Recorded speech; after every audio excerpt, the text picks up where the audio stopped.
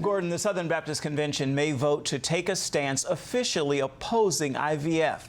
As medical reporter Lorie explains, a growing number of Christians have deep concerns about the procedure. While many Christians believe embryos created during in vitro fertilization are human life, some disagree about whether the practice should be changed or avoided altogether. The concern is the morality of creating dozens of embryos per patient, implanting only some, and either destroying the others or saving them for future implantation, which often doesn't happen. It has a mortality of about 5% in the dethawing process. And it's also, we have millions of frozen embryos in storage now. That's just a whole nother matter, and it's, I think, a tragedy. But it doesn't have to be that way. If I were advising a Christian couple that was looking at IVF and felt that this was something that the Lord wanted them to do, I would say that one thing that they would request of their physicians would be that all created embryos be implanted.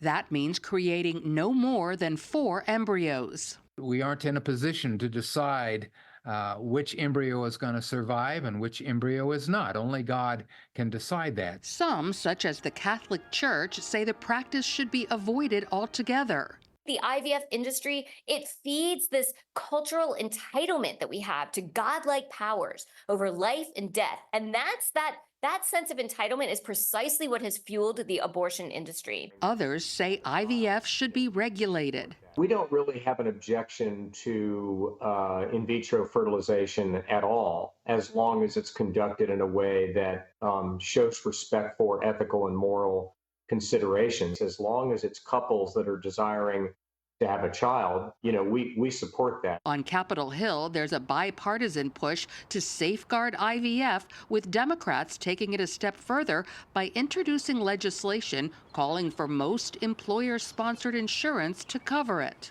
Hi. Meanwhile, faced with infertility, Amanda and Ryan Visser rejected IVF for themselves. I do have an ethical issue with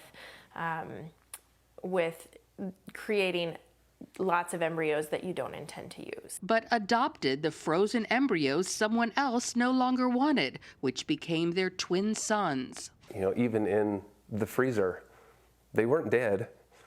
So I look at that and go, well, there's human life, even at a microscopic level. So while the debate continues over how or whether to regulate IVF, more Americans are becoming educated about the process as well as the alternatives. Lorie Johnson, CBN News.